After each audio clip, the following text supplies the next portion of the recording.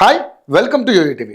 2024 ఆగస్టులో RG Kar medical college and హాస్పిటల్లో trainee డాక్టర్పై జరిగిన అత్యాచారం దేశవ్యాప్తంగా సంచలనం సృష్టించింది.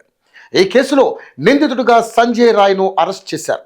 తర్వాత కలకత్తా ఆదేశాల మేరకు ఈ కేసును సిబిఐకి బదిలీ చేశారు. జనవరి 18న జరిగిన విచారణలో సంజయ్ రాయ్ను దోషిగా నిర్ధారించారు. జనవరి 20న కోర్టు జీవిత ఖైదీని విధించింది. ఈ కేసులో తీర్పు ఇవ్వడానికి ముందు షీల్దా కోర్టు జడ్జి అనిర్బన్ దాస్ ఈ కేసు అరుదైనదని తాము భావించడం లేదని స్పష్టం చేశారు. ఇదిలా ఉంటే దోషి సంజయ్ రాయ్ మాత్రం తాను ఏ తప్పు చేయలేదని చివరి వరకు వాదించారు. ఈ కేసులో తనను అక్రమంగా ఇరికించారని చెప్పుకున్నాడు.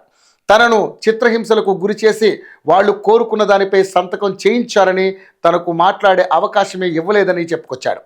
సిబిఐ కస్టడీలో ఉన్నప్పుడు కనీసం వైద్య పరీక్షలకు కూడా తీసుకెళ్లలేదని వాదించారు. తానే గనక వైద్యురాలుపై అత్యాచారం చేసి ఉంటే తన మెడలో ఉన్న రుద్రాక్ష మాల ఆ క్షణంలోనే తెగిపోయేదంటూ కోర్టు హాల్లో చెప్పాడు. సంజయ్ రాయ్ వాదనలు విన్న న్యాయమూర్తి గట్టిగానే స్పందించారు. 3 గంటల పాటు నీ వాదనలు విన్నానన్న విషయం మర్చిపోవద్దంటూ దోషి సంజయ్ రాయ్కి గుర్తు చేశారు. తన ముందున్న అభియోగాలు, సాక్ష్యాలు, దస్తాలు అన్నీ పరిశీలించే దోషిగా తేల్చినట్లుగా స్పష్టం చేశారు. ఫైనల్గా భారతీయ న్యాయ సంహితలోని సెక్షన్ 64, 66, 103 ఆఫ్ 1 కింద సంజయ్ రాయ్ని దోషిగా ప్రకటించారు. అయితే సిబిఐ కోర్టు కూడా ఈ రేరెస్ట్ ఆఫ్ రేర్ కేసని, సమాజంపై ప్రజల విశ్వాసాన్ని నిలబెట్టడానికి రాయ్కి మరణశిక్ష విధించాలని కోర్టుకు తెలిపింది. అయితే ఈ రేరెస్ట్ ఆఫ్ రేర్ కేసు అనే పదాన్ని 1980లో భజన్ సింగ్ వర్సెస్ పంజాబ్ స్టేట్ కేసులో సుప్రీంకోర్టు తొలిసారి ఉపయోగించింది. అత్యంత అరుదుగా జరిగే తీవ్రమైన నేరాలకు మరణశిక్ష విధించాలని సుప్రీంకోర్టు నిర్ణయించింది.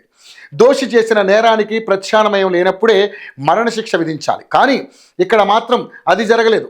దోషికి మరణశిక్ష కాకుండా చనిపోయే వరకు జైలు శిక్ష విధించడమే సరైందిగా భావించి తీర్పు ఇస్తున్నట్లుగా ప్రకటించారు. అలాగే దోషి సంజయ్ రాయ్కి 50,000 రూపాయల జరిమానా కూడా విధించింది కోర్టు.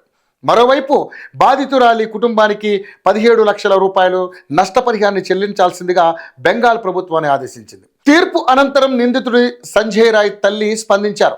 నా పేగు తెంచుకుని పుట్టినోడే కావచ్చు, అయినా సరే ఈ భూమి మీద జీవించే హక్కు లేదంటూ ఆ తల్లి తన కుమారుడి మరణాన్ని కోరుకుంది. ఉరిశిక్ష ఒక్కటే సరైనదని ఆ తల్లి కూడా నినదించింది. ఒకవేళ కోర్టు గనక ఉరిశిక్ష వేస్తే ఆ శిక్షను మార్చేందుకు అప్పీల్ కూడా చేయబోమని కుటుంబం మొత్తం ఒక్క మాటపైనే నిలబడింది. ఈ తీర్పుపై సీఎం మమతా బెనర్జీ స్పందించారు. దోషికి మరణశిక్ష విధిస్తేనే బాధితురాలి కుటుంబానికి న్యాయం జరుగుతుందంటూ రియాక్ట్ అయ్యారు. అటు బాధితురాలి తల్లిదండ్రులు కూడా కోర్టు తీర్పుపై తమ అసంతృప్తిని వ్యక్తం చేశారు. సిబిఐ విచారణ పైన, పరిహారం పైన కొన్ని వ్యాఖ్యలు చేశారు. తాము పోరాడింది న్యాయం కోసం తప్ప పరిహారం కోసం కాదని కామెంట్ చేశారు. తమ కూతురిపై జరిగిన నేరంలో చాలామంది ప్రమేయం ఉందని, కానీ ఆ నిందితులను పట్టుకోవడంలో సిబిఐ పూర్తిగా విఫలమైందంటూ ఆరోపించారు. భవిష్యత్తులో ఇలాంటి నేరాలను అరికట్టాలంటే నేరస్తులకు జీవించే హక్కు ఉండకూడదంటూ వాదించారు. ఇదిలా ఉంటే దోషికి ఉరిశిక్ష విధించాలంటూ పశ్చిమ బెంగాల్లో మరోసారి నిరసనలు మొదలయ్యాయి. షీల్దా కోర్టు ఎదుట ఆర్జీకర్ మెడికల్ కాలేజీ స్టూడెంట్స్ నిరసనలకు దిగారు. నిందితుడికి ఉరిశిక్ష విధించాల్సిందేనని పట్టుబట్టారు. తమ వద్ద ఉన్న ఆధారాలతో కోర్టు తీర్పుపై హైకోర్టులో అప్పీల్ చేస్తామన్నారు వైద్య విద్యార్థులు. చూస్తుంటే బెంగాల్ మరోసారి ఈ వ్యవహారంలో మండిపడేలా కనిపిస్తుంది.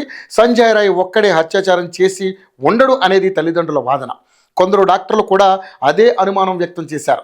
ఇక ఈ కేసులో కీలకమైన వ్యక్తులను తప్పించే ప్రయత్నం చేశారనేది మరో వాదన.